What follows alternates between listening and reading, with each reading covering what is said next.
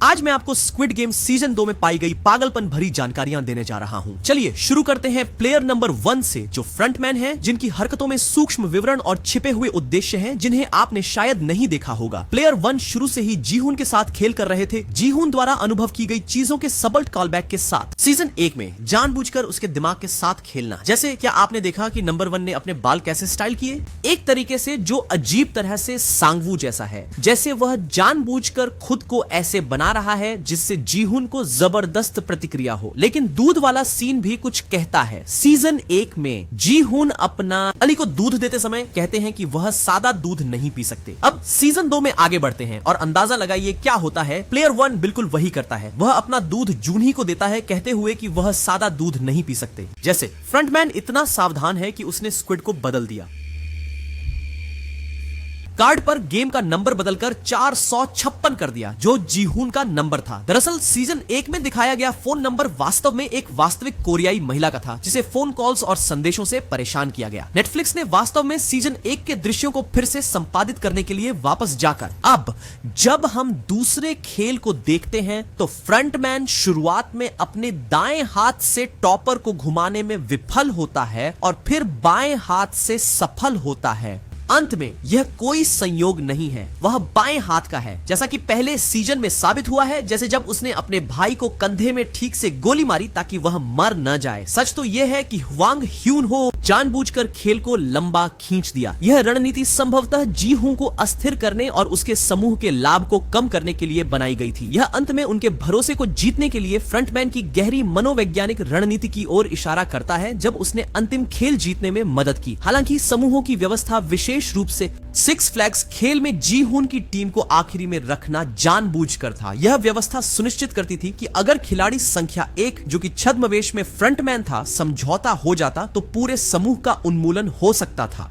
उसकी पहचान की रक्षा करना खेल की गतिशीलता पर उसके सटीक नियंत्रण को प्रदर्शित करता है। हालांकि इससे उसे स्पिनर खेल के दौरान निराशा हुई जब वह सफल होने के लिए संघर्ष कर रहा था, क्योंकि यदि वह असफल होता तो जीहून को समय से पहले समाप्त करने की आवश्यकता उसके व्यापक योजना को बाधित कर देती, जिसे एपिसोड 7 में साबित करने की कोशिश कर रहा था कि उसने नायक बनने का जो निर्णय लिया था असफलता थी। क्योंकि एक और छोटा विवरण है फ्रंटमैन की मुस्कान, जो जीहून के कल्याण के लिए आवश्यक बलिदानों के दावे के जवाब में थी, जिसने अनजाने में फ्रंटमैन के निराशावादी विश्व दृष्टि सीजन 3 के मंच की स्थापना कर रहा है। और एक और छोटा विवरण यह है कि वह बिना किसी पूर्व परिचय के जीहन को नाम से संबोधित करता है। जब इस बारे में सवाल किया गया तो उसने एक कमजोर बहाना पेश किया, जैसे कई अन्य सूक्ष्म व्यवहार जो प्रकट करते हैं उसकी असली पहचान, जैसे जीहून से उसकी टिप्पणी जब वह कहता है ऐसा नहीं है कि तुमने किसी को मार दिया, जो केवल यह इशारा करता है कि उसके पास ऐसा ज्ञान है जो उसे नहीं होना चाहिए। वह जीहून के बारे में ऐसा क्यों मान लेगा? और एक बातचीत के दौरान खिलाड़ी नंबर 1 उनके नंबरों के पीछे के मतलब की ओर इशारा करता है, यह कहते हुए मेरा नाम 1 का अर्थ है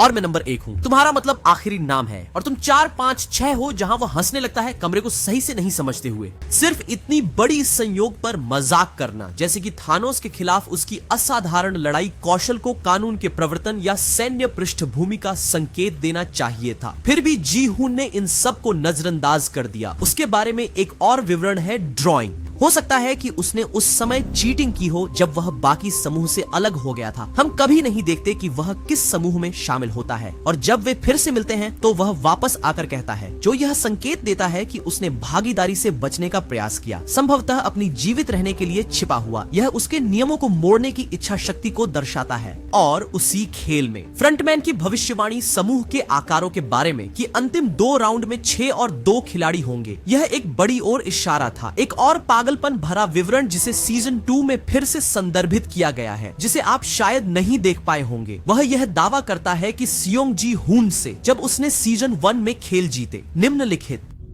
हालांकि सीजन 2 में हम उन्हें क्लब में घोड़े का मुखौटा पहनकर प्रवेश करते हुए देखते हैं, यह दिखाते हुए कि कुछ भी नहीं बदला है। वे अभी भी जुआरी हैं और उसकी पकड़ में हैं। यह खाने से जुड़ी एक और पागल छोटी सी जानकारी से साबित होता है। अब कोरिया में चावल रोल्स को कभी नहीं खाया जाता। एक कांटा। आप या तो अपने हाथों का उपयोग करते हैं या पारंपरिक लकड़ी की चॉपस्टिक्स का, लेकिन स्क्विड गेम में खिलाड़ियों को कांटे के साथ चावल के रोल दिए गए थे। क्यों? यह बिल्कुल भी संयोग नहीं था, यह जानबूझकर किया गया था। ये सभी वस्तुएं संभावित हथियार थीं। प्रबंधन उन्हें उपकरण दे रहा था एक दूसरे से लड़ने के लिए। यह वही दर्शाता है जो सीजन 1 में हुआ था। याद है जब जी हून को स्टेक परोसा गया था, उन्हें धातु की छुरियां मिली थी। इसका मतलब है कि फ्रंटमैन चाहता था कि खिलाड़ी जीना शुरू करें। हालांकि इस तथ्य को देखते हुए कि इल्नाम नंबर 1 था और सभी खेलों के पीछे था, यह पागलपन है कि इस सीजन में जी हून ने कितनी मासूमियत से काम किया। इन सुरागों पर ध्यान नहीं दे रहा कि नंबर 1 पहले की तरह धोखा दे सकता है। लेकिन अगला है मछुआरा, जिसके पास बहुत सारे विवरण हैं जो जोड़ते हैं फ्रंटमैन। स्क्विड गेम सीजन 2 में मछुआरा मददगार लगता है, लेकिन वह वास्तव में मुख्य किरदारों के खिलाफ काम कर रहा है। चलिए सुरागों का विश्लेषण करते हैं जो उसके सच्चे इरादे। एक दृश्य में अन्वेषक ने एक बात का जिक्र किया और मछुआरा जल्दी से पूछता है, क्या यह वही आदमी है जिसने पहले इसे जीता था? अन्वेषक जवाब देता है, ओह क्या जून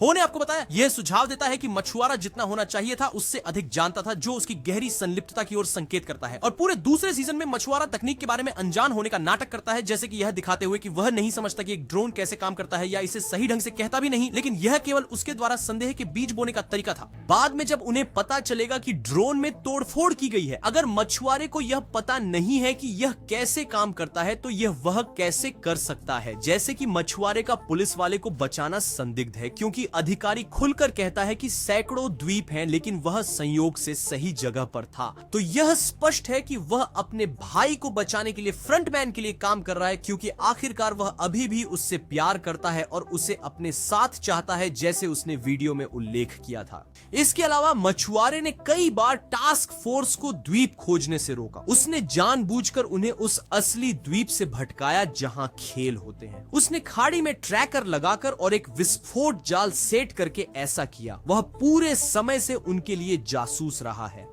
पिछले 2 साल से पैसे के साथ वित्त पोषित किया जा रहा है। और कौन सी वजह होगी कि वह इस पुलिस वाले की मदद मुफ्त में कर रहा है, जहां वह कहता है कि उसे भुगतान भी नहीं किया जा रहा है, बल्कि संयोग से उसे यह अजीब कहानी के साथ एक अजनबी मिला, इसलिए वह बाध्य महसूस करता है उसे सैकड़ों विभिन्न द्वीपों पर मुफ्त में ले जाने के लिए। लेकिन सच तो यह है कि यह सब सामने वाले व्यक्ति की मदद के बिना संभव नहीं होता, जो मछुआरों की मदद कर रहा है बदले में उन्हें रोकने के लिए। जानकारी या पैसा प्राप्त करना, और पैसे की बात करें तो सेल्समैन के बारे में एक और छोटा सा विवरण है। जब सेल्समैन एक सिक्का देता है तो एक बेघर आदमी, हम उसके हाथों का क्लोजअप देखते हैं जिससे कैलस दिखते हैं। पहली नजर में यह भार उठाने से हो सकता है, लेकिन सच कहें तो यह शायद रंग रूटों को थप्पड़ मारने से हुआ है, और प्रतिदिन अपने दर्शन को साबित करते हुए, क्योंकि वह इस खेल के प्रेम के लिए इसमें शामिल है। उसे ऐसा करने की भी जरूरत नहीं है, लेकिन वह ऐसा बेघर लोगों के लिए करता है, सिर्फ उन्हें गलत साबित करने के लिए। अब यह विवरण सूक्ष्म है, लेकिन यह फ्रंटमैन द्वारा किए गए मैट्रिक्स संदर्भ से भी जुड़ा हुआ है, जिसमें प्रसिद्ध लाल और नीला गोलियों का उल्लेख किया गया है, और यह जी हून के आंतरिक संघर्ष से जुड़ता है। वह अभी भी अपनी जुआरी मानसिकता में फंसा हुआ है, अपनी बेटी और पैसे के साथ वास्तव में नहीं जीने को तैयार नहीं है। विक्रेता के साथ रूसी रूलेट खेल इस बिंदु को और पुख्ता करता है, यह दिखाते हुए कि जी हून से ज्यादा भिन्न नहीं है।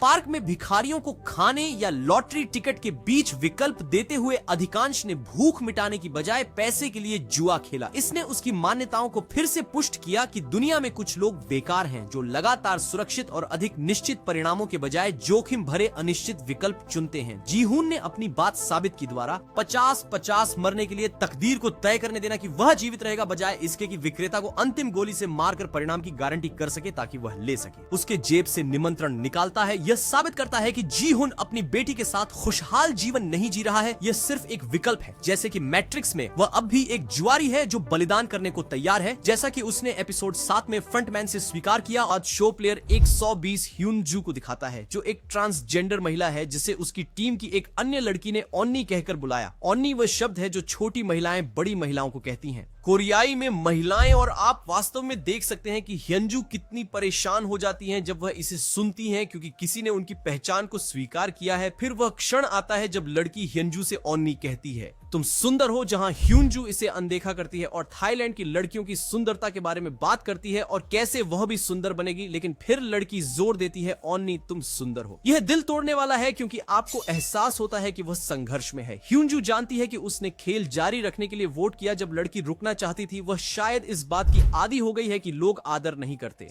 उसकी पहचान, लेकिन यहाँ एक अनजान लड़की न केवल एक प्यारा शब्द का उपयोग कर रही है जिसे उन्हें उन्नी कहकर बुला रही है, लेकिन दयालुता से पेश पेश आ रही है। ये संबंध और भी भावुक हो जाता है जब आपको एहसास होता है कि ह्यूनजू उनसे जुड़ गई, लेकिन उन्होंने उसे देखा। मिनगू खिलाड़ी 120 में मौत स्टाफ सार्जेंट ब्यूह्यू के समान है। मुझे खेद है अगर मैंने इसे गलत उच्चारित किया है, लेकिन इस वास्तविक जीवन की कहानी एक ट्रांसजेंडर सैनिक के बारे में है जिसे कोरिया में स्थानांतरित होने के बाद छुट्टी दे दी गई थी। अपने अधिकारों के लिए लड़ने के बावजूद उसे मना कर दिया गया और दुखद रूप से उसने अपनी जीवन लीला समाप्त कर ली। लेकिन यही सब नहीं है, ये क्षण सांग वू और अली के रिश्ते के समानांतर है। पहले सीजन में याद है कैसे अली ने शुरू में सैम को बुलाना शुरू किया, जिसका मतलब है बॉस या सीईओ या अध्यक्ष, लेकिन सांग वू ने उसे रोकने के लिए कहा। फिर अली ने उन्हें यंग कहा, जिसका अर्थ है बड़े भाई, जो सम्मान और निकटता का संकेत है। लेकिन अंत में समानांतर के रूप में दोनों अली और यंग ने शो में अपनी आखिरी बातें यंग ही कहीं, और केवल वही शब्द उन्होंने उन लोगों के लिए प्रयोग किए जिन्हें वे बढ़ाते थे। अभी सब्सक्राइब करें अधिक स्क्विड गेम वीडियो का आनंद लेने के लिए। और